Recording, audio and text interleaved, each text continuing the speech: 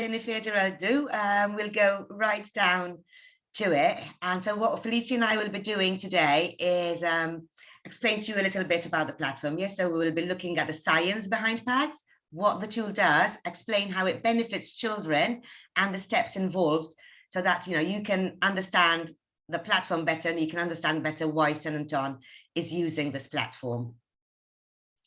So different children, as we know, have different needs, different strengths and different developmental gaps, that could stop them from going forward. So there are times when we need to do things differently.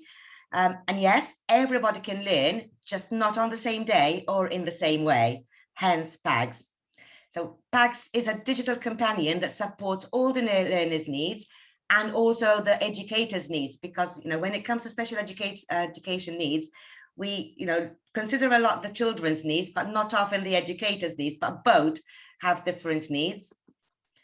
It was developed by a team of people who are all experts in the area of special educational needs. And the number of years they have put together of experience is astronomical. The experience of the team, kind of speaks for itself. Is the kind of experience that doesn't happen overnight. There's decades of research, practice, knowledge of feeding into PAGS. And the team has a world-class scientific advisory board that provides expertise for PAGS products development. So, you can be rest assured that you have a top product here. It is built on child development and learning theories that are still studied and used today, in universities across the globe, including Malta, theories that come from people such as Piaget, Vygotsky, Barkan, together with those from Sir Blatchford.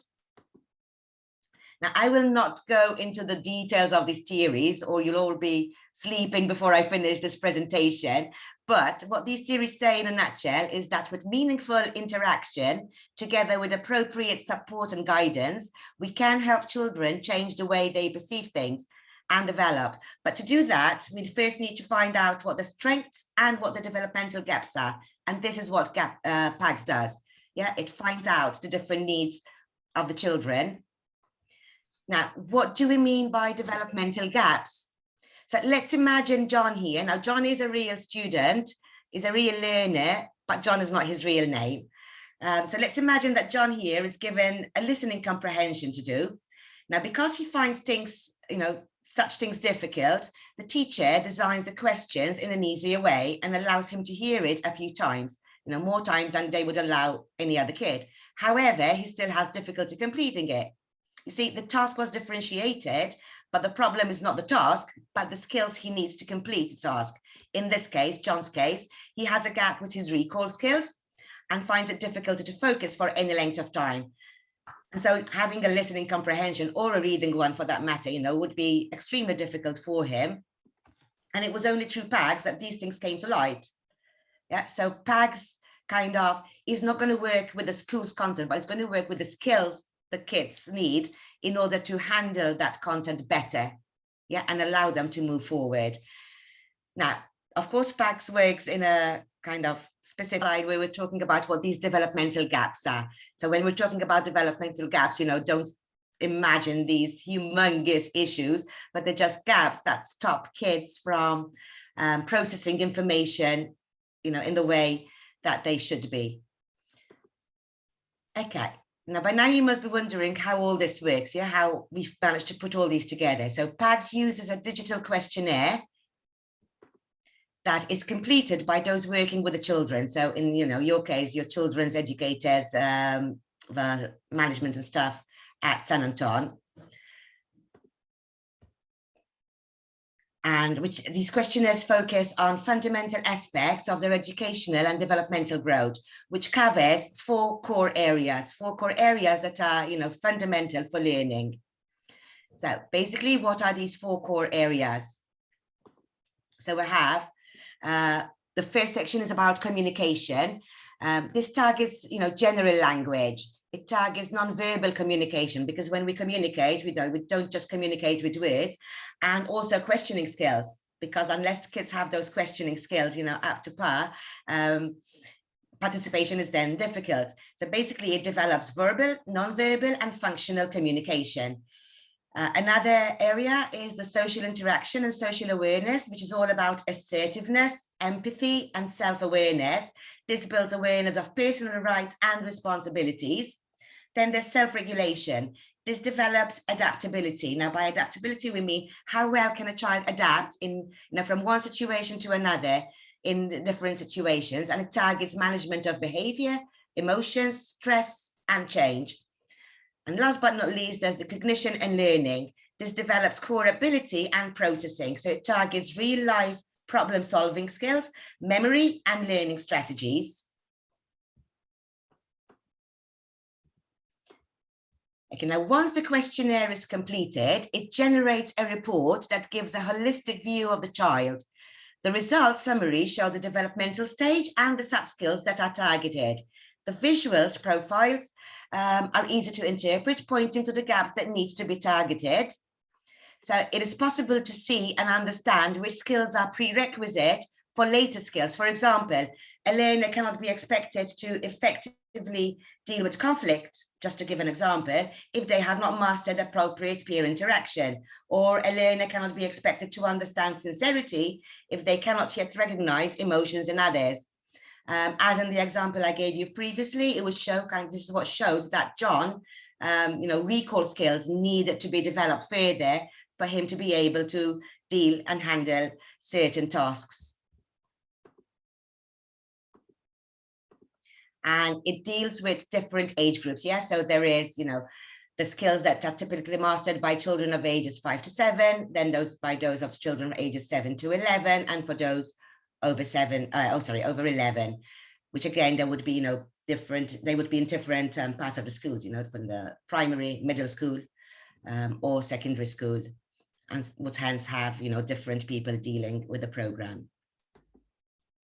Okay, it then gives targets, objectives, and makes suggestions on how to best work with a child to make them, take them to the next level. It tracks, monitors, and records progress. Now, naturally, the data is only available to the people working with the child. And once someone is no longer working with that child, they will be removed and will no longer have access to any of the data. So what this essentially means, so let's say your child has an LSC and a class teacher working with them. They come from the primary, so perhaps there's Miss Samantha working with them. Once they move to the next class, the class teacher is then removed from the program, so she no longer has access to anything, but the new teacher will have access, and the teacher can see, where the child started from and where the child is and what else needs to be done. Now, this helps, in a number of ways, because the teacher can work in a way that the child needs to be worked with and has, insights to do this. So basically, it means that it gives insights into things that are difficult to detect with the naked eye. I mean, yes, we're educators, all of us. Yes, we do have some kind of superpowers, but we do not have that kind of superpowers, that we can actually, go into the brain and see what's going on in there. And so this allows everyone to work more effectively. It not only works with what interests and engages the learner, the child, but also with how they learn best, which in itself is both stimulating and motivating. We know that different children work and learn in different ways. We have those who are visual, those who are auditory, those who are kinesthetic, and the program recognizes all that from the questionnaires that would have been filled in earlier.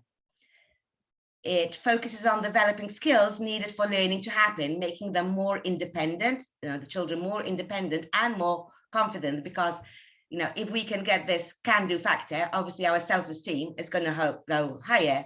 So by default, this makes it easier to prioritize, strategize, plan the next steps, inform or review the IEP for the benefit of the child. So, there's no overlaps here, because, everything is being said to us, the child is here, now take him here. And so obviously developing that IEP becomes so much easier and so much more relevant for the child. Now, PAGS wasn't created yesterday or today. The framework was reviewed by many people, including Emeritus Professor Angela Fawcett, both in paper and digital format. It has been presented at the 12th International Autism Congress in Nice, France, and what they concluded was that PACS offers real promise to the field of SEND, especially when meeting the needs of all learners is a top priority. It was also validated by Nicola Cash-Ather and Dr. Jovan Hervigen. And what they said was that the need for such a tool is urgent as the reality of inclusion in practice remains a challenge. And we know very well, that kind of, we still have, even on this little island, a lot of challenges when it comes to inclusion, for education practitioners, not just for the learners. And so PACS continues to be the focus of research, even as we speak, and the results continue to reaffirm our beliefs in the program. The importance of evidence-based evaluation and intervention drives PACS' commitment to continue validation and growth. And so, we're so happy that San Anton is, in the forefront in, pushing this program forward for the benefit at the end of the day for every child. And what I think Estelle would agree, it's not just that for children with special educational needs, because every child in every classroom has some kind of need or other. So here we're not talking about because, this child has more needs than others. And so it's a program that will help each and every child in each and every classroom, no matter whether they have been diagnosed by, any special conditions, or whether they have an assessment or are in the process or not. And I think with that, we can take some questions